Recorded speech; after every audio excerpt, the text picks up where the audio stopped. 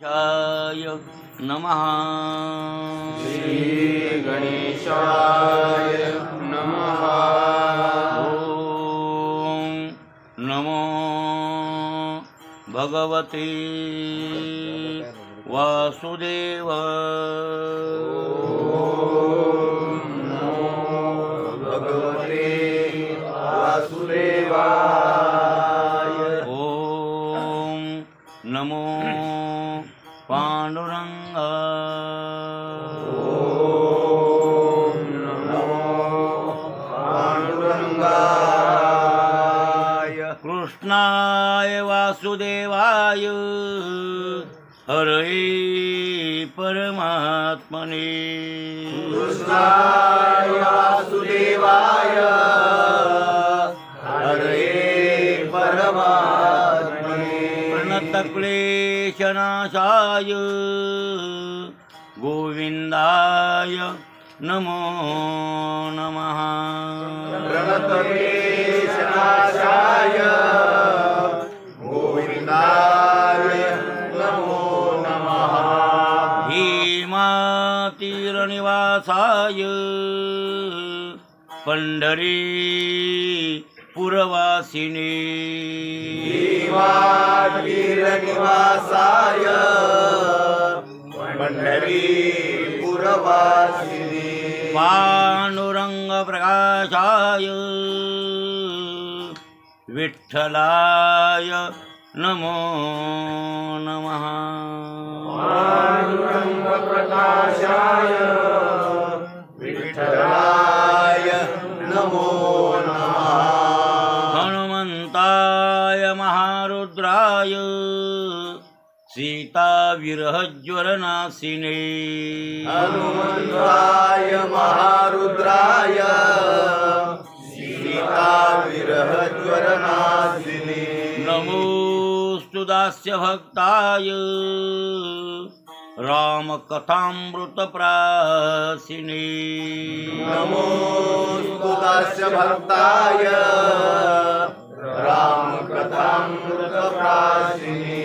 नमोस्तु ज्ञानदेवाय अलङ्कापुरीवासिने। नमोस्तु ज्ञानदेवाय अलङ्कापुरीवासिने। सिद्धेश्वर कृपाछत्र छाया निवासकारिणे। सिद्धेश्वर कृपाछत्र छाया निवासकारिणे। नामदेवाय देवाय अनन्यभक्ताय ते नमः। नामदेवाय देवाय अनन्यभक्ताय ते नमः। विठ्ठल प्रेम स्वरूपाय भवदुःख हराय च। विठ्ठल प्रेम स्वरूपाय भवदुःखहराय च। एकनाथाय नाथाय महाराजाय ते नमः। एकनाथाय नाथाय महाराजाय ते नमः। शान्ति ब्रह्म स्वरूपाय भवदुःख हराय च। शान्ति ब्रह्म स्वरूपाय भवदुःखहराय च। तुकाराम तुकाराम तुकारामेति यो वदे।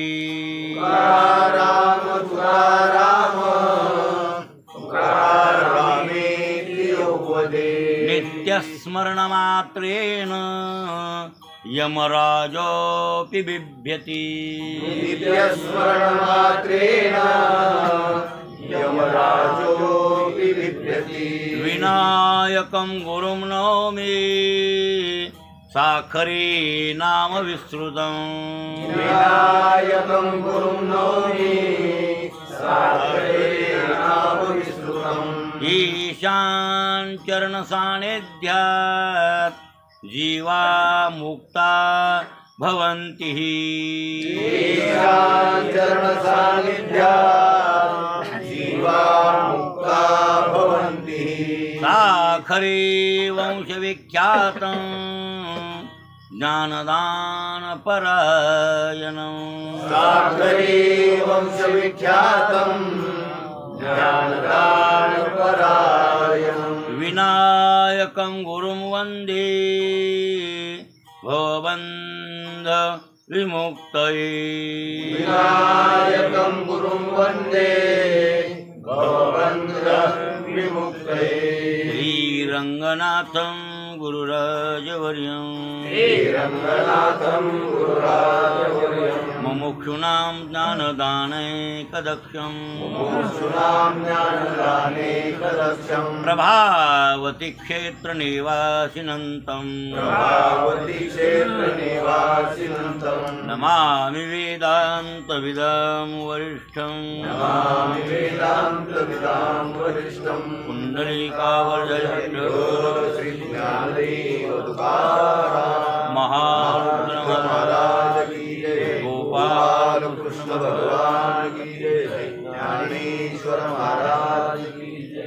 पंढरीनाथ भगवान की जय जगद्गुरु तुकाराम महाराज की जय नमो सद्गुरु तुकया ज्ञानदीपा नमो सद्गुरु तुकया ज्ञानदीपा नमो सद्गुरु सच्चिदानंद रूपा नमो सद्गुरु सच्चिदानंद रूपा नमो सद्गुरु भक्त कल्याण मूर्ति नमो सद्गुरु भक्त कल्याण मूर्ति नमो सद्गुरु भास्करा पूर्ण कीर्ति नमो सद्गुरु भास्करा पूर्ण कीर्ती मनुष्याकृती राघवे ख्याती केली मनुष्याकृती राघवे ख्याती केली शिळा शिखरे सागरी तारियली शिळा शिखरे सागरी तारियली तुका स्वामी हा पूर्ण ब्रह्म प्रकाशी तुका स्वामी हा पूर्ण ब्रह्म प्रकाशी जळी रक्षिले निर्जीवा कागदासी जळी रक्षिले निर्जीवा कागदासी महाराज हा जन्मला मृत्यूलोकी महाराज हा जन्मला मृत्यूलोकी तुझी उपमा नाढळे इहलोकी तुझी उपमा नाढळे इहलोकी भव सिंधुसी बांधिला से तुझेने भव सिंधुसी बांधिला से तुझेने अनाथादिना कारणे तुकयाने अनाथादिना कारणे तुकयाने तुका भासला मानवी वेशधारी तुका भासला मानवी वेशधारी परिहालिला विग्रही निर्विकारी परिहालिला विग्रही निर्विकारी स्वये श्रीहरी व्यापको सर्व जीवा स्वये श्रीहरी व्यापको सर्व जीवा तोचितो हा परब्रह्म ठेवा तोचितो हा परब्रह्म ठेवा दया पूजिले आदरे पांडुरंगी दया पूजिले आदरे पांडुरंगी विमानस्थ केले प्रयाण प्रसंगी विमानस्थ केले प्रयाण प्रसंगे तनु मानवी दिव्य रूपीच केली तनु मानवी दिव्य रूपेच केली न त्यागिती दिव्य लोकासी नेली दिव्य लोकासी नेली कुंडलिकावर्धन विठ्ठल श्री ज्ञानदेव तुकाराम महारुद्र महाराज की जय गोपाल कृष्ण भगवान की जय ज्ञानेश्वर महाराज की जय पंढरीनाथ भगवान की जय जगद्गुरु तुकाराम महाराज की जय न संडी अवगुण वर में माने तसे शिन वर में माने तसे शिन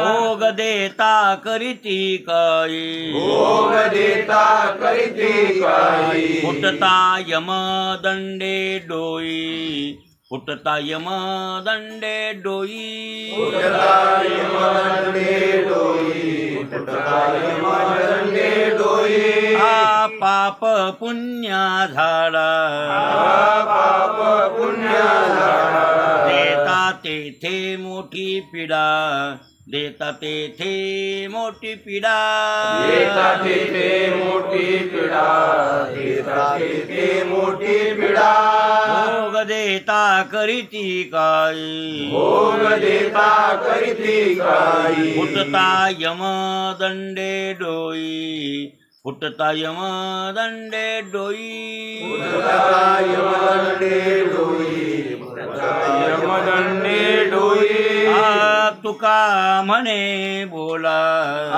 तुका म्हणे बोला माझ्या सिनती विठ्ठला माझ्या सिनती विठ्ठला माझ्या सिनती विठ्ठला माझ्या सिनती विठ्ठला भोग देता करीती काही भोग देता करीती काही फुटता यम दंडे डोई फुटता यम दंडे डोई फुटता यमदंडे डोई फुटता यमदंडे डोई प्रस्तुत प्राप्त प्रसंगी सेवेसाठी निवडलेला अभंग दररोजच्या पाठातील जगद्गुरु तुकोबारांच्या गाथ्यातील देवडीकरांच्या प्रतीप्रमाणे 296व्या क्रमांकाचा आपला अभंग चालू आहे आणि हे आज अभंग पूर्ण करून टाकू. पाप पुण्या झाडात देता तेथे मोठी पीडा. अभंगाचं तिसरं नाही. तुकाराम महाराज म्हणतात, देवा पांडुरंगा मी तुला परिहार द्यायलो सांगायलो की माझ्या बोलाला शिनायले मी सांगायलो पण त्यांना अवघड लागायले वाईट वाटायले माझा राग यायला देवा. न संडी अवगुण वरमे मानी तसे शिन अवगुण तर सोडित नाही आणि काही वर्म म्हणजे त्याची काही चुका सांगितल्या चुका काढल्या की त्याला राग येतो. पण मग भोग देताना त्यांना कळेल भोग देता करीती काय करणार आहे तिथं मग यमापाशी. यमाचे दंड डोसक्यात बसल्यावर डोसके फुटतील कोणाचे माणसाचे जीवायचे. त्यावेळेला ते बोंबलतेल आरडतेल मी त्याला काय करू. तुकाराम महाराज कदरून एका अभंगातही म्हणले जे उपकारासाठी केले हे उपाय येणे विण काय चाला पुढत हे जन न देखवे डोळा येतो कळवळा. तुका म्हणे माझे देखतील डोळे भोग देते वेळ येईल कळ. मी डोळ्यानं बघल राग म्हणले आणि तुम्ही ज्यावेळेस झडती देताल कुठं यमापाशी त्यावेळेला माझे डोळे मी बघल डोळ्यानं मी तुमच्या. म्हणजे आता तुम्ही माझं ऐकनात ना मग तुमचं वाईट झाल्यावर तुम्हाला कळल त्यावेळेला मी डोळ्यानं बघल कसं होईल असे राग म्हणाले. पण संतांना खरंच यम जर मारू लागला एखाद्या प्राण्याला संत तिथं गेले तर संतांना हे सहन होणार नाही. तुम्हाला म्हणलं ना राजा धर्माला पटलं नाही. पंडूराजाला तिथं पटलं नाही. पंडूराजाला तर सुखानं बसायला स्थान होतं राजा पंडूला. पण राजा पंडूला हे देखवली नाही धरती लोकांची. धर्मराजाला सुद्धा लोकांची धरती त्याला काय मारलं का कोणी फक्त दाखविलं ते नरकाचं दर्शन दाखविलं सगळं पण ते खपलं नाही. म्हणजे साधू संतांना अंतकरण ज्याचं हृदयात कवळंय त्या माणसाला दुसऱ्याला त्रास झालेला सहन होणार नाही. पण हे राग तुकोबाराय म्हणले की तुका म्हणे माझे देखटील डोळे मी डोळ्यानं पाहिल आणि भोग देता वेळ येईल कळो. तुम्ही ज्या वेळेला झडती देताल त्यावेळेला तुम्हाला कळून येईल की तुकाराम महाराज म्हणत होते आपण त्यांचं ऐकलं. मग महाराजाचं ऐकायला पाहिजे कोणाचं तुकोबाराय. आणि म्हणून तर तुकाराम महाराज सांगतात ज्ञानोबाराय सांगतात ते ऐकायलाच पाहिजे. लक्षात आलं की नाही. ते कवाड उघडायचं पकडलं काय नाही ते दोरी बांधली जेवढं माणसाला येईल तेवढं ठुलंय. बघा तुम्ही किती अभंग संतांनी केले आपल्याला शिकविलं तरी कळ. लोभ सर्प डंखला कळ स्वरूप मंदिरी होते मी एक अविद्या माया सांजबे अविद्येच्या बिळी माझे तुझे चालता पाऊली आणि मोहभुजंगे धरली करांगोळी हो लोभ सर्प डंखला करू काय. बरोबर आहे ना. लोभरूपी सर्प चावलाय आणि त्यानं ते विस्तळले. लक्षात आलं. म्हणून माझं तुझं चालता पावले चांगलं नाही मोह असा हा मोह. आपण हे सांगू लागलो की हे नियम सभेचे पाळलेले असो. जगद्गुरु तुकोबाराय म्हणतात पाप पुण्या झाडा, तिथं पापाचा आणि पुण्याचा झाडा द्यावा लागतो. तुमचं जमा किती आहे जीवाला धरून नेतात, तिथं फासा टाकतात. एखाद्या वेळेस त्यांच्या सुद्धा कॅम्प्युटर चुकतंय बरं. मला आमच्या बाई सांगत होत्या, यमधर्मानं ते काय असतंय, यमधर्म सांगतो दुतायला जा, फलाण्या गावचा माणूस आहे ते आता त्याचं का वय म्हणजे त्याचं आयुष्य संपलं, त्याला घेऊन या. ते दूत येणार, जसं पाप पुण्य असेल तसं त्याला वळून येणार. आणि त्याच्यात जर त्या चित्रगुप्ताकडून त्याच्या आयुष्याची गणना चुकली असेल, आणखीन 2 वर्ष 4 वर्ष 10 वर्ष आयुष्य शिल्लक असेल तर परत पाठवतात ते जीवाला. ताटेवर मसलवाट्यात उकळीला माणूस उठला होता आपल्या उकळीला. मला बाई सांगत होत्या ते मेलं म्हण, मेलं सगळं झालं, पाहुणे रावळे सगळे जमले, दिवसभर सगळं झालं आणि ताटी उचललं आणि मसनवाट्यात टेकलं त्या जीवाला. तिथं टेकल्यावर ती दोऱ्या सोडल्या आणि तिथं जिथं झालं 4 वर्ष 10 वर्ष वाचलं. फुटकल तर परत सोडलं, फुटकल तर बिराड हो, त्याला परत सोडलं महाराज. असं घडलेलं आहे बरं. मनानं ते झालं, त्याला जीव आला आणि पुन्हा जिवंत झालं, ते वाचलं म्हणा काही दिवस. असं होतं. ती चित्रगुप्त असतो तिथं मुनिमय यमाचा लिखापडी करणारा. कोणाचं जमा काय नावे काय, 2 खाते असतात, प्रत्येकाचे खाते 2. जमा नावे, जमा म्हणजे पुण्य, नावे म्हणजे पाप. लक्षात आलं की नाही. मग ते चित्रगुप्त सांगतो धर्मराजास विचारतो त्या मुनिमजीला, चित्रगुप्ताला, याचं काय ते बघा. मग बघितल्यानंतर ते सगळं सांगतो. मग त्यानं सांगितलं ते यमधर्म नियामक आहे, ते काय कोणाला दंड हानीत. धर्मराजानं कोणाला दंड हाणलेला नाही. धर्म नावच आहे त्याचं, धर्म हो, नाव काय त्याचं. खरं तर दयाळू आहे ना बिचारा, धर्म म्हणल्यावर दयाळू या. पण न्यायाची बाजू निष्ठुर आहे ना, धर्माची बाजू दयाळू आहे. 2 बाजू आहेत ना, देवाच्या अंगाच्या 2 बाजू आहेत, धर्म आणि न्याय. हे देवाचे अंग आहेत हे दोन्ही बी. धर्माची तू मूर्ती, पाप पुण्य तुझ्या हाती, बरोबर आहे ना. आणि मग भगवान परमात्मा न्यायी बी आहे, म्हणजे न्याय बी त्याचं स्वरूप आहे आणि धर्मही त्याचं स्वरूप आहे. पण ज्यावेळेला धर्मपणा करतो त्यावेळेला ती दया दाखवतो देव, आणि न्याय करायचा असेल त्यावेळेला निष्ठुरपणानं करतो. धर्मराजा धर्मच आहे. आणि मग ते सांगतो चित्रगुप्ताला, याचं इतकं पाप पुण्य आहे. मग ते सांगितलं, चिठ्ठी आली. तदनुकूल ते येणारे जे काही दूत आहेत ते दूताला सांगतो, या जीवाला इतके दिवस कस्टडी काढा, इतके दिवस मारा, त्या नरकात टाका, ते भोग द्या. आणि मग ते यमाचे दूत आहेत महाराज, ते काही नाही पोलीस लोक नाही म्हणला. मग मला देवापत्री ड्युटी दिली. राय म्हणलं तुझ्या, मला इथं राहतो मला, आणि कोणाकडून पैसे घेऊन कधी सोडीत बी नाही लाईनला.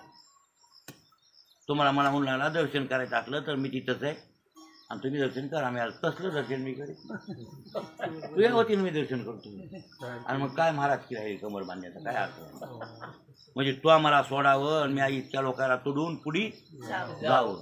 मग महाराज की राहिली काय, कमर बांधून कीर्तन करण्यात मतलब काय. मी नाही बाबा, दर्शन नाही झालं पांडुरंगात हरकत नाही. नामदेव पाहिला दर्शन घेणार, वारी रुजू झाली बा तुही, आज तू तुझ्या वारीला म्हणणार आणि प्रदक्षिणा करून निघून जाणार, गरज नाही. पण असं चोरून लपून दर्शन मला नको आहे. मग त्यानं ते नेमका म्हणला, महाराज मी सुद्धा म्हणला देवाची सेवा करते इथं बारीत म्हणून मी इथे ड्युटी घेतो. आणि मी असा एखादा पोलीस 100 मिळेल तुम्हाला, रुपया घेतलेला नाही म्हणला अन्यायाचा. म्हणून मग पोरं म्हणला चांगल्या मार्गाला बघा, मला माळ घालायची त्याचीच मनाची प्रवृत्ती. सगळं आमचं कुटुंब चांगले राहतात, शिक्षणात बी मला मार्ग फिरकं सगळं आमच्या घरी काही कमीच नाही, समाधान आहे. आणि मी बघतोय म्हणला ज्या पोलिसांना अन्यायानं पैसे कमवले त्याची वाट लागलेली आहे. आणि खरंच लागती वाट लागती. हे जिथे पण यमपुरी बरी आणि मेले असती वरली, पण ह्या तरी लोकांविषयी पैसा चालतं या. हे सावकारासारख्या लाख अर्धा लाख दे चाल बिनगुन्ह्यातून सोडून द्यायचं, बरोबर आहे की सुटतंय. पैसा द्यायला की झालं ते सोड, तिथलं सोडित नाही. कुठलं ते वरलं तिथं जमतच नाही. तिथं पैसा फक्त पुण्याचा पाहिजे. कोणता पुण्याचा पैसा असेल तर तितकी सुटका आहे, नाही तर तुमचा इथला पैसा तिथं कामी येत नाही. आणि ते धर्मराज सांगत असतो त्या दूतायला, आणि दूत मारिती तोडीती झोडीती निष्ठुर. आणि यमाचे किंकर बहुसाल. बहुसाल म्हणजे त्याला गणित नाही महाराज. किती दिवस त्याची कस्टडी, किती दिवस काय, कोण्या कोण्या नरकात घालायचं, किती किती मारायचं ते त्यांच्या मनावर. ते सांगते धर्मराज. तशी तशी धरती त्या प्राण्याला देतात. मग तुकाराम महाराज तेच सांगायले की बाबा पाप पुण्या झाडा, पाप आणि पुण्य याचा झाडा, आणि देता तेथे मोठी पीडा. खूप पीडा होते ते जीवाला. ते जीव आरडते ओरडते आणि ते यमधर्म म्हणे तया दोषी आणसीन कारे केशवाची चुकली. कामून चुकले तर तुम्ही भगवंताला केशवाला चुकले म्हणून ही तुमच्यावर पाळी आली असे ते दूत. आता तिथं विलाज नसतो. तुकाराम महाराज सांगायले तिथं विलाज नाही. मग काय होऊन गेलेली गोष्ट असते ते मारतात. आता आपल्याला हे म्हणायचं की मग यमधर्म तर आणि ते न्याय हो भगवंताची विभूती. यम कोणाची विभूती आहे? भगवंताच्या 75 विभूत्या ज्ञानेश्वरीमध्ये म्हणजे भगवद्गीतेत सांगितले. 7-5 प्रधाना. किती? 7-5 7-5 7-5 75 विभूत्या सांगितल्या. त्यात यम भगवंताची यमसंयमताम अहम म्हणजे मी संयमन करणारा यम मी आहे. संयम म्हणजे कळलं का? ब्रेक लावून बरोबर वागविणं लोकांना. हे शासन करणारा कोण आहे? शिक्षा करणारा यम. माझी विभूती आहे अर्जुना, माझी विभूती आहे. हो मीच त्याला ठाणं दिलं म्हणल्यापेक्षा माझीच विभूती आहे. आणि बरोबर आहे भगवंताचा नियम. भगवंत त्याच्यावरल्या अधिकारी आहेत ना देव. आणि देवानं सांगितलं म्हणजे देवाचा ठाणेदार आहे ते. यमधर्म म्हणजे देवाचा ठाणेदार आहे. बघा ज्यावेळा गुरुपुत्र मेला कोणाचा? कृष्ण परमात्म्याचा. सांदीपानी ऋषींचा पुत्र पश्चिम समुद्राला गेला. अवंती नगरीला सांदीपानी आश्रम तुम्ही पाहिला ना? तुम्ही सगळ्यांनी पाहिला ना? म्हणजे कालच्या बारीत गेलतो का आपण? हां तुम्ही गेला असाल ना सगळे आठवण करून. सांदीपानी ऋषी तिथं राहत होते. त्यांच्या बायकोचं नाव हेला सांगितलेलं सुश्रुषा. हां सुश्रुषा. काय? सुश्रुषा. बरं त्याच्या बायकोचं नाव आहे. त्या भागवतात नाही सापडलं, हरिविजयात नाही सापडलं, हरिवंशात नाही सापडलं. तिथं जाऊन मला विचारावं लागलं कुठं? हां नाही लिहिलेलं काय तुला माहिती मिळणार नाही. कुठं लिहिलेलं? हां त्या ठिकाणी लिहिलेलं आहे. असं आहे का? तर सुश्रुषा नाव आहे त्यांच्या पत्नीचं. तिचं नावच आहे सु आणि श्रुषा. सु म्हणजे चांगली आणि श्रुषा म्हणजे सेवा. म्हणजे चांगल्या पतीची चांगली सेवा करणारी बाई. तिचं नाव सुश्रुषा. लक्षात आलं की नाही? म्हणजे पतीची चांगली सेवा करणारी होती बिचारी, पतिव्रता होती. आता ते दोन्ही दाम्पत्य तिथं राहत होते अवंती नगरीला. आणि पोरगा गेला पश्चिम समुद्राला द्वारकेकडे गेलो आणि तिथं बोलायला मेर एकुलतं पोरग मेर. त्याला लेकरूबाच नाही पुन्हा तेवढंच पोरग होतं. मग ज्यावेळेला कृष्ण परमात्मा शिकले बलरामदादा हे ते, आणि ज्यावेळेला भगवान म्हणाले की आमची विद्या सांग तुम्ही आम्हाला दिली 64 दिवसात फक्त. कसा शिकला असं कोण असतं? सर्वज्ञशिवाय म्हणल्याशिवाय बात आहे काही. 14 विद्या 64 कला किती दिवसात प्राप्त कराव्या? 64 दिवसात. माणसाला होत्यात का 14 विद्या? एक बी विद्या पूर्ण होत नाही आपल्या आयुष्यात. पूर्ण आयुष्यात उभ्या एवढं उभं आयुष्य 100 वर्षाचं ना. 14 पैकी एकही विद्या पूर्णपणे हस्तगत आपल्याला होऊ शकत नाही. होत नाही. पूर्ण करायचे असेल तर कोणीही म्हणून द्या की मी ह्या विद्येत पूर्ण आहे म्हणून गृहीत धरा. मी पक्वादात पूर्ण झालो असा कोणता मृदंग्या म्हणत असला तर मला आणा माझ्याकडं. पूर्ण नाही होत आहे. होते उभ्या आयुष्यात कोणत्या विषयात पूर्ण होत नाही म्हणून एखाद्या कलेत पूर्ण होत नाही तर ह्या विद्येत कसा होईल? आणि ते भगवान परमात्मा 64 दिवसात 14 विद्या आणि 64 कला प्राप्त केल्या. म्हणजे तो भगवान परमात्मा सर्वज्ञ म्हणल्याशिवाय भाग आहे का? तो सर्वज्ञतेचा ओलावा यादव कुळीचा कुळ दिवा तो श्रीकृष्णजी पांडवा प्रतिबोलीला आहे ना.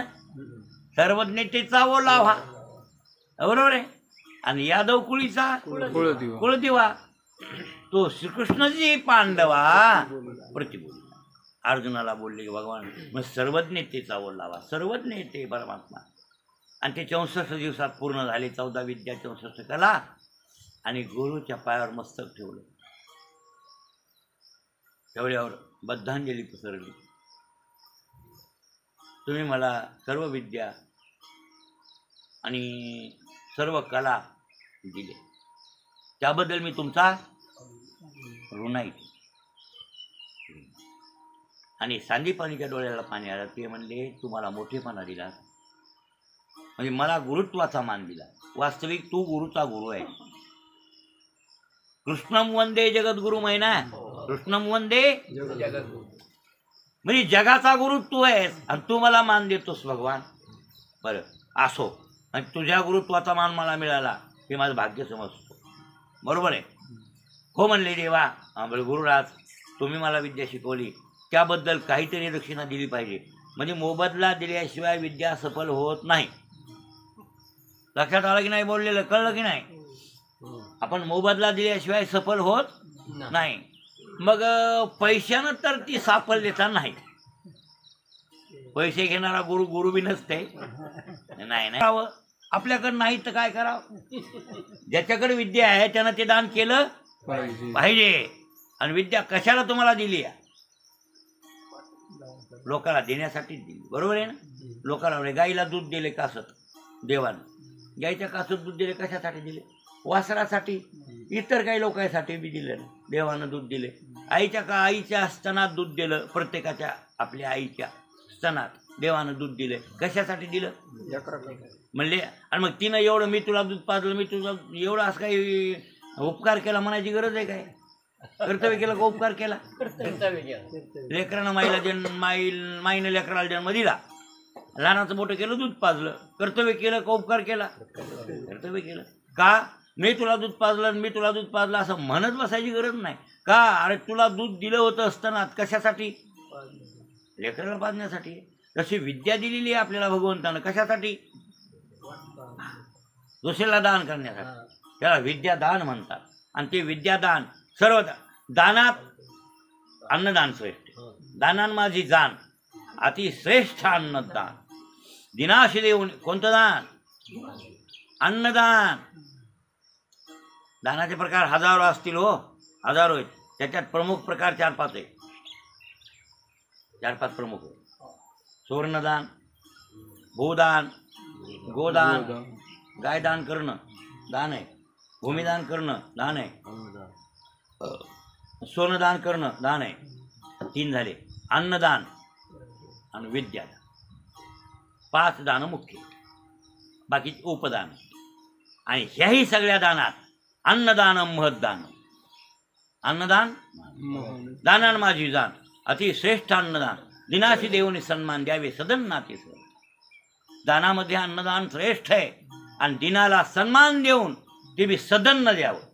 कसं द्यावं? सदन्न. बरं कदन्न सदन्न असे भाग 2 आहेत ना. पक्वान्न अमान्न. अमान्न म्हणजे काय? कोरडं. कोरडं कळलं ना? गहू देणे, शेरभर काही ज्वारी देणे, तुमचे तुम्ही करण खा. हे काय झालं? अमान्न. कधी कधी ते ब्राह्मणाला जर आपण सुटकात असलो तर अमान्न करावं लागतं. श्राद्धाला बरं काय, श्राद्धाला अमान्न दान करावं लागतं. अमान्न म्हणजे कच्चं दान करायचं. आणि कच्च्या दानाला 16 ओळ बाधा करत नाही तेवढं.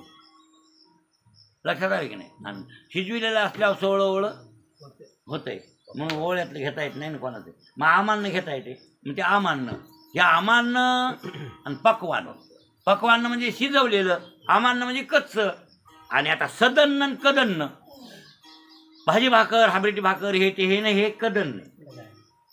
आणि मग ते शिरापुरी हे तेव्हा ते पदार्थ आहेत ना. आता ते तुम्ही नाव घ्या, बासुंदी, जिलेबी, हे ते सगळे पदार्थ. याला काय म्हणायचं? सदन्न.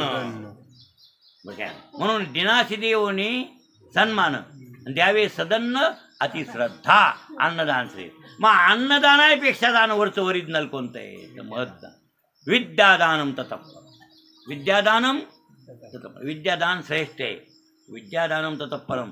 का अन्नेन क्षणिक तृप्त. तुम्ही अन्न दिलं, त्यानं खाल्लं, त्याचं पुण्य तुम्हाला लागणार म्हणजे लागणार, त्याच्याबद्दल वाद नाही. अन्नदान खाटकालाय करा तुम्ही, पाप लागत नसते. अन्नदानाला आणि वस्त्रदानाला पात्र पाहण्याची तेवढी गरज. आता फरक फक्त याच्यात पुण्यात पडेल, पण पाप होतच नाही. मी खाटकाला जीव घातलं आणि मला पाप लागलं असं कोणी समजायचं नाही. कोणी खाटीक बी द्या, गाई कापणार साप, आणि ते घरला आला दुपारच्या वेळेला आणि जीव घातलं, मला पाप लागलं, खाटकाला जीव घातलं म्हणून नका. खाटीक बी द्या, ते या प्रकारचा यज्ञ. उदर भरणं हे जाणीचे यज्ञ कर्म आहे. खाटकाला जीव घातल्यात पाप लागत नाही, उलट पुण्यच होईल. फक्त एवढंच आहे, पुण्य कमी होईल. खाटकाला घातले आणि एखाद्या साधूला घातलं, पुण्यात फरक पडला. खाटकाला घातल्यावर कमी पुण्य आणि साधूला घातल्यावर जास्त. साधूला घातल्या जास्त पुण्य. सज्जन एखादा पोथीवाचक, काही असा माळकरी, कोणी एखादा आणि भगवंताचा सेवक, उपासक, वारकरी कोणी असा असेल तर साधू आहे विचारा. आणि त्याला जर तुम्ही जेव घातलं तर खाटकापेक्षा 10 पट 100 पट पुण्य जास्त मिळेल. पण खाटकातही पुण्य आणि साधू जेव घालण्यात बी पाप होतच नाही. हां चला बोल. म्हणून अन्नदान कोणालाही करा, वस्त्रदान कोणालाही करा. स्टेप वाढवायची असेल पुण्याची तर मग सज्जनाला जास्त करा. आणि दुर्जन बियाला तर डावलू नका ना. एखादा दुर्जन बियाला आणि तुम्हाला भाकरी मागू लागला द्या, पण तू दुर्जन आहेस इथं उभा राहिला येऊ नको असं म्हणले दोष लागेल. काही म्हणू नका त्याला. काही न म्हणता भिकारी लागलाय का कोणी दुर्जन असो, कसा खाटीक असो, त्याला तुम्ही तुकडा द्या.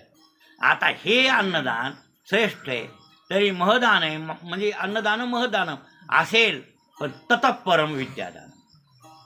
विद्यादान त्याच्यापेक्षा परम श्रेष्ठ आहे. मग का श्रेष्ठ आहे? अरे यावं जीवम ती विद्या. यात जन्मात असतेच त्या जीवापाशी, तर पुढच्याही जन्मात असते. तुम्ही समजू नका हे मागच्या जन्मात. आता रंगनाथ गुरुजी परभणीकर गाढा अभ्यासक होते. ऋषिकेशला गेले नाही गेले. कुठं गेले? ऋषिकेशला गेले नाही, कुठं हरिद्वारला गेले, कुठंच नाही गेले. फक्त दादापाशी राहिले आळंदीला, आणि दादापाशी अभ्यास केला त्यांनी संस्थेत, कुठं साधक आश्रमात. पण महाराष्ट्रात कोणी हात धरीत नाही. एवढं ब्रह्मज्ञान कोणाकडे होतं? गुरुजीकडे होतं. म्हणजे पहिल्या जन्मातली साधना असायची. काही एका जन्मातले साधू होते का? काय ते मागे बहुता जन्मी हेच करीत आलो आम्ही, भवतापश्रमी दुःखे पिढीले निवत्या गरजो हरीचे पवाडे. कळ मेळव वैष्णव बागडे पाधर रोकडे काढू पाषाणामधून. बरोबर आहे. हे अनेक जन्माची साधना करीत करीत आलेले आमचे गुरुजी होते, असे मानावंच लागल तुम्हाला. मग एकदा विद्या घेतली तर ती विद्या अनेक जन्मात कामी येते. अशी विद्यादान कोणी केले? सांदीपणी. पोर ऐकून काय घेतलं का? बरं तुम्ही म्हणता टॅक्स काही न घेता जेव खाऊ कोणी घातलं? कोण घालत्या सांगा बरं? पदरच्या भाकरी घातल्या. सांदीपणी ऋषीनं पदरच्या भाकरी घातल्या कृष्णाला, बलरामाला, त्या सुदाम्याला पदरच्या भाकरी घालून तुकडे करून त्या बाईनं कोण्या सुश्रेषेनं, हो चांगली सेवा करणारी बाई, तिनं पदरच्या भाकरी थापाव्या आणि त्या लेकराला जीव घालावा आणि गुरुजीनं शिकवावं. मग सांगा त्यांचं ऋण नाही का भगवंतावर? मग उपकार कोणाचा आहे? आता आहे संतांचा उपकार नाही. सांगा बरं. पदरच्या भाकरी खाऊ घातल्यात भगवंताला आणि शिकविलं, आणि ते ऋण देवाच्या अंतकरणात वाटू लागलं. म्हणून देव म्हणू लागले कोणाला? सांदीपनीजीला, भगवन आम्ही तुमच्याकडे राहिलो, तुमच्या भाकरी खाल्ल्या आणि तुमच्याकडून ज्ञान संपादन केलं. मला तुम्ही सर्व विद्या दिली. मला वाटतं याच्यातून काही उतराय व्हावं, माझे कर्तव्य आहे. आणि विद्या आणि फुकट लाभत नाही. ती फलद्रूप मोबदला द्यायचंच होता. ते सांदीपनीजी म्हणले मला काय मोबदला देणार? तुझ्याकडून घेऊ काय? मला कमी काय? काही व्यवहारातलं कमी नाही तुझ्याकडून घ्यायला, आणि मला मोबदला तुझा काही नको आहे. बरं आता ते नकोच म्हणायले तर देऊन लागले मागा मागा. त्यावेळेला ते पाया पडले गुरुमाईच्या. गुरुमाय म्हणजे कोण? सुश्रुषी. पाया पडल्यावर आणि मग तिच्या डोळ्याला आणि देव म्हणू लागले आता मातोश्री तुम्ही आम्हाला भाकरी घातल्या आणि आमची काळजी घेत होती काळजी बिचारी. ती जर सरपण आणायला जाऊ लागली, सरपण आणायला, आता सरपण आणावंच लागतं ना आश्रमात. सरपण देवानं डोसक्यामुळे आणल्यात. कृष्ण परमात्म्यानं डोंबल्यावर शेतातले वाळलेली लाकडं डोसक्यावर आणून दिले तर कायला चुलीला. लक्षात आलं का? आणि ह्या बाईनं हरभरे खायला दिले होते. पोरं तुम्ही जाणार, त्यामुळे आणणार, पुन्हा येवायला उशीर होईल तर ते. आणि हरभरे ते तर हरभरे खाल्ले सुद्धा मी ना चोरून. त्याच्याबद्दल गरिबी आली त्यांना. मग सांगा ती किती काळजी घेत होती लेकरायची. म्हणजे दुपारी यायला स्वयंपाक उशीर होईल, तुम्हाला भुका लागतील म्हणून थोडे हरभरे. मग एवढी काळजी घेणारी बाई, आता ती बाई आणि कृष्ण परमात्मा पाया पडायले. त्यावेळा तिच्या डोळ्याला पाणी आलं, पाठीवर हात फिरविला. तू चाललास कृष्णा आणि मी तुम्हाला सांभाळलं. आता तुम्ही गेल्यावर फक्त वाटतंय की घर म्हणणार नाही का आम्हाला दुसरं लेकरू बाळ. आता आम्ही दोघंच नवरा बायको आहे आणि तुम्ही गेल्यास आम्हाला कर म्हणणार नाही असं थोडं वाटतं. कृष्ण परमात्मा म्हणले तुम्हाला लेकरू बाळ नाही. हो नाही म्हणले, होतं पण एक मेलं. मग भगवंतानं विचार केला की आपण यांचा मेलेला मुलगा आणून. गुरुदक्षिणा झाली, सेवेची चूक होती, मनात वाटलं आणि त्या दोन्ही नवराबाईकडे सांगितलं तुमचा मेलेला मुलगा मी आणून देतो, तुम्ही फिकीर करू नका. आता सांगा मेलेलं पोरग किती दिवसापूर्वी ते आणून देते जे बुवा, ते बुवा माणूस आहे? स्वतः देव गेले. कुठं मेला म्हणले? ते म्हणले पश्चिम समुद्राला, म्हणजे द्वारकेकडल्या समुद्राचं नाव पश्चिम. बलराम दादांचे स्वतः गेले कृष्ण. त्याला म्हणले दादा त्याचा मुलगा आणून दे. कुठं बुडाला आहे? द्वारके समुद्र. तिथं समुद्राकडे गेले, समुद्राला विचारलं तो त्याचा मुलगा कसा बुडविला आमच्या गुरुचा, किती दिवसापूर्वी तर बुडविला आहे. समुद्राला स्वतः बोलला भगवान मी बुडविला नाही, शंखासुरानं नेला. शंखासूर दैत्य त्यानं नेला. म्हणले मधात गिळला.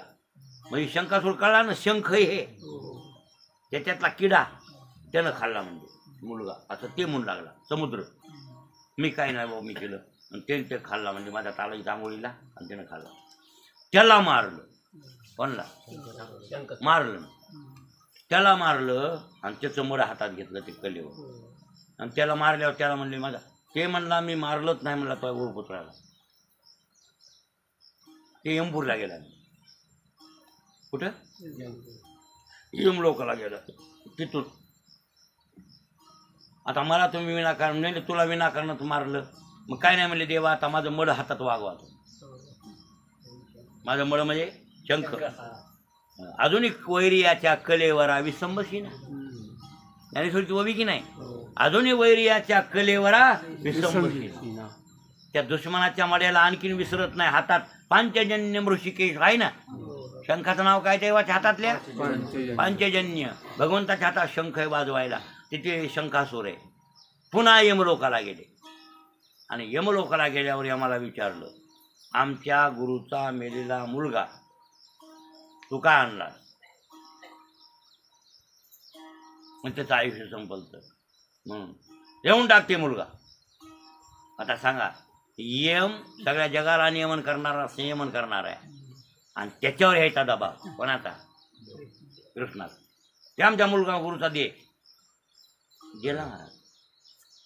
म्हणजे तुमच्या गुरुच्या मुलाला काही पाप नव्हतं, फक्त आयुष्य संपलतं म्हणून मी आणलं होतं. आणि इथं ते बिनगोर आहे. तुमचा मुलाचा गुरुचा मुलगा घेऊन देऊन टाकला यामानं. आणि कृष्ण परमात्म्याने ते मुलगा आणला आणि नवरा बायकोच्या स्वाधीन केला. शुश्रूषा विनंती कोणाला? मालकाला. त्या सांदीपणी दिला. मालक मेलेलं पोरग ज्या ग्रस्तानं आणून दिलं ते ग्रस्त माणूस आहे की? ते म्हणजे नव्हता आहे माणूस, ते देवच आहे.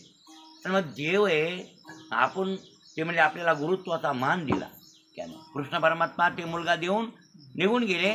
पण अर्जुनाला परिहार देताना म्हणले ज्ञानेश्वरीत, अर्जुना मी सुद्धा कर्मबंधनात वागतो आणि तू कर्म सोडून द्यायला, ज्याचं त्यानं कर्म केलं पाहिजे.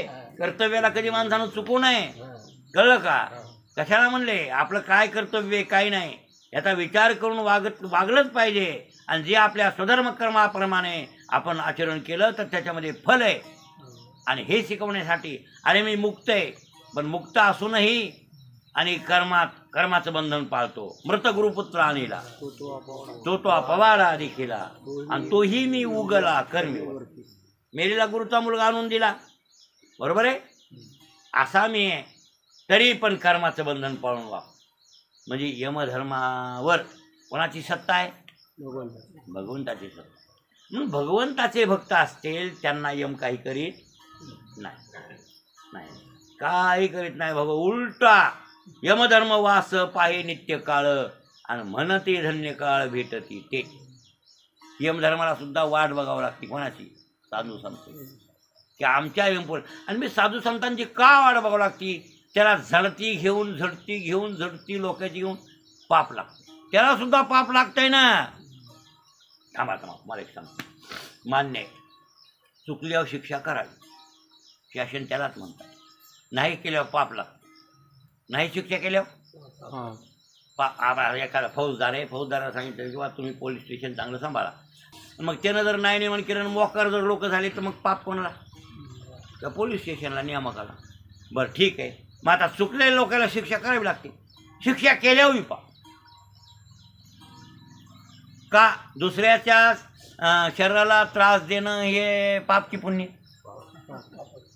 अहो चोरी करून गेला, मान्य हो, पण त्यानं 2 ठोके दिल्यावर त्याला दुखलं का नाही?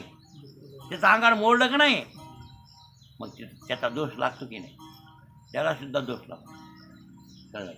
कर्तव्यात सुद्धा दोष होतात बरं काय. ते क्षालन करण्यासाठी काही पुण्य सांगितलेले ते करावे लागतात. हे करीतच नाहीत लोक. तर मग यमधर्माला माहिती आहे आपण शासन करतो जीवाला, आणि जीव चुकतात. जीव चुकले त्यांना शिक्षा आपल्याला करावी लागते. नाविलाज असते त्याच्यात. ते बांधेले बिचारा, आणि ते शिक्षा नाही करील तर नाही कसं जमेल. वरून देवानं ठेवले ठाणीदार म्हणून. मग त्यासाठी त्याचं पाप घालवायला साधू संत घालवितात. कोण पाप घालवितात? हां, साधू संतांची सेवा यमधर्मानं केली की त्याचं पाप जातं. म्हणून यम वाट पाहतो कोणाची?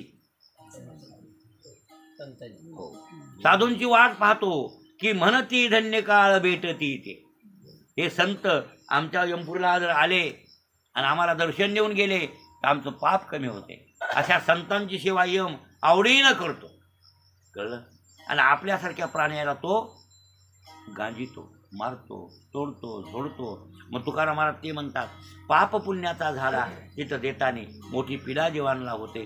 तुकाराम महाराज देवाला बोलतात, तुका म्हणे बोला माझ्या शिनं ते विठ्ठला. देवा, हे आज माझ्या बोलण्याला शिनायलेत म्हणजे कंटाळा वाटायला. हो काय तुकाराम महाराजांनी किरकिर लावली. किरकिरच आहे ही. हे गाथा लिहून ठेवला त्यांनी, काय केली आपल्याला? महाराज ओरडून सांगते माझ्या, आणि ते देवाला सांगू लागले, देवा माझ्या बोलण्याचा ह्याला राग यायला, कंटाळा यायलाय. तुका म्हणे बोला तर माझ्या शिनं ती विठ्ठला. पण काय होईल? भोग देता करीती. हे मात्र यमपुरीत भोग देताना काय करणार आहे? तिथं इलाजच नाही यायचा. आणि फुटता यमदंडे डोई, यमाचे डोसक्यात दंडे बसतील, त्यावेळेलाही ते डोसके फुटतील. म्हणून तुम्ही अवगुण टाकून द्या. काय टाकून द्या? मग काय काय अवगुण आहेत आपल्यात?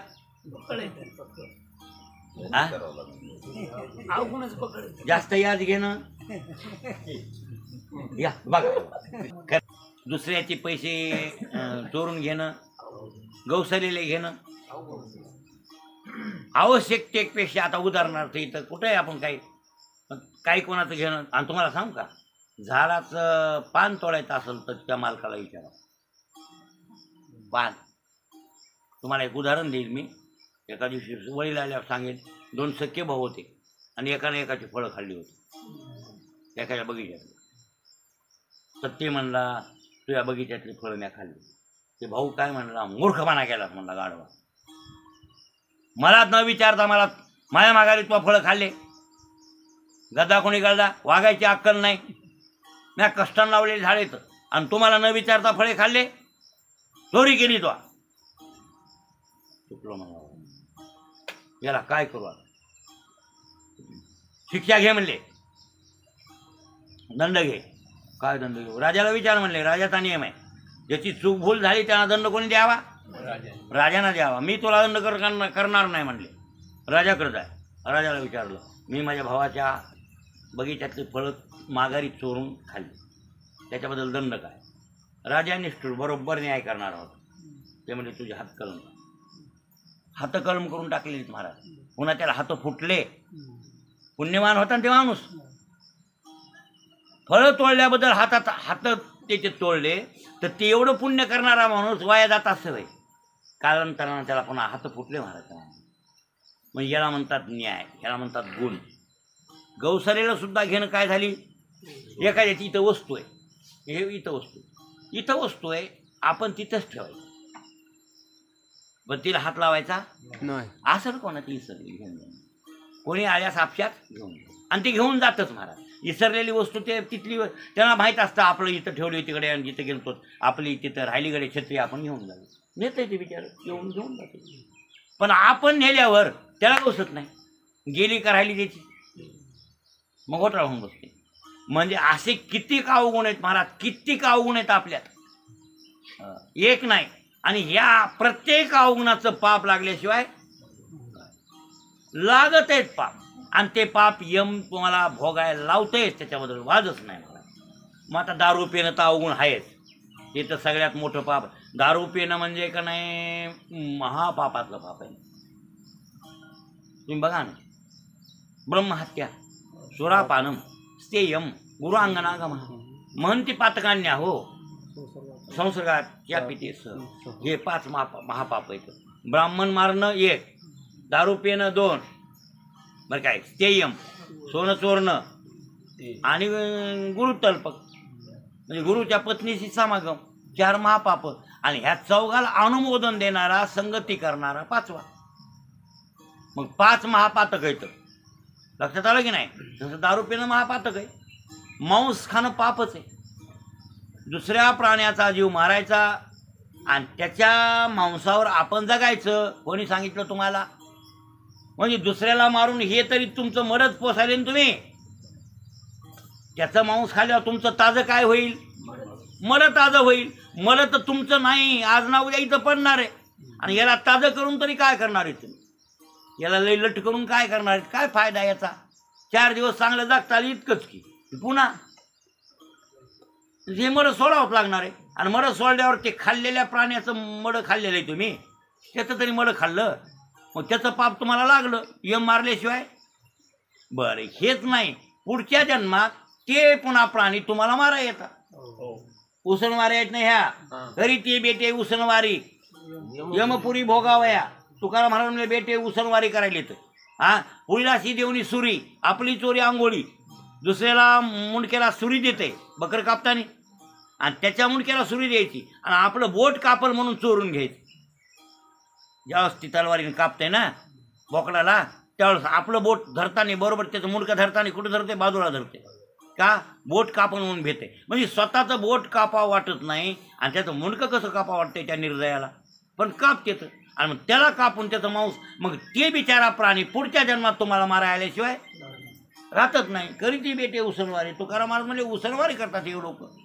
असे पाप, नाना प्रकारचे पाप आहेत, हे अवगुण आहेत. हे अवगुण टाकून द्या. महाराज तेच सांगायले, न संडी अवगुण सोडित नाही अवगुण. आणि किती सांगितलं तर बोंबलून, तर वर बेमानी तसे सांगाय गेले की राग यायलाय. एकंदरीत अभंगाचा आणि काय आणि सारांशाचा अर्थ संपला. उद्याच्याला अभंग आपण दुसरा आहे. लक्षात आलं?